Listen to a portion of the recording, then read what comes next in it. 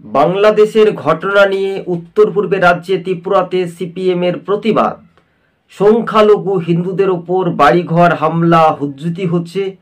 এর প্রতিবাদে তীব্র নিন্দা জানিয়ে ফের কিন্তু ইউনুস আলী সরকারের বিরুদ্ধে সারা দেশের জনগণ একতা হচ্ছে, বামেদের আন্দোলন হচ্ছে।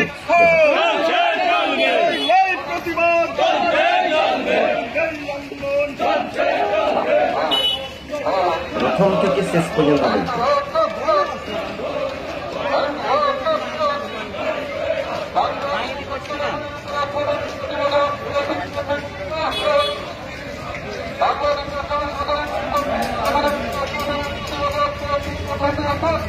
একই সঙ্গে ত্রিপুরার ঘটনা নিয়েও কিন্তু বামেদের আন্দোলন আরো তীব্র হয়েছিল।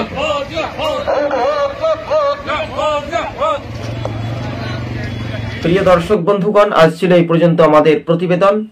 চ্যানেলটি যদি ভালো লেগে থাকে প্রথম থেকে শেষ পর্যন্ত দেখবেন।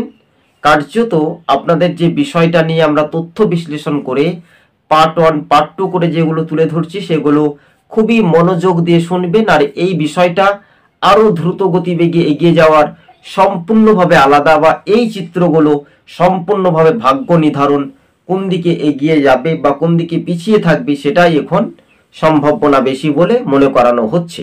তবে একই সঙ্গে ত্রিপুরা, বাংলা, আসাম, বিহার, পাঞ্জাব, হরিয়ানা, ছত্তিশগড় প্রতিটি রাজনৈতিক দলের দলমত নির্বিশেষে কিন্তু বাংলাদেশের ঘটনা নিয়ে 1 ইঞ্চি জমি কেউ ছাড়তে রাজি নয়। উত্তর পূর্বেও মানুষের উপর আক্রমণের সংগঠিত ফের বিজেপির বিরুদ্ধে তীব্র নিশানা করেছিল বামেরা। বিরোধী দলনেতা জিতেন্দ্র চৌধুরী সিপিএম এর দাপটে উত্তর পূর্বের রাজ্যে ত্রিপুরায়। আজকে আমরা এখানেই সমাপ্ত বা শেষ করছি। চ্যানেলে নতুন হলে অবশ্যই সাবস্ক্রাইব করবেন। ধন্যবাদ।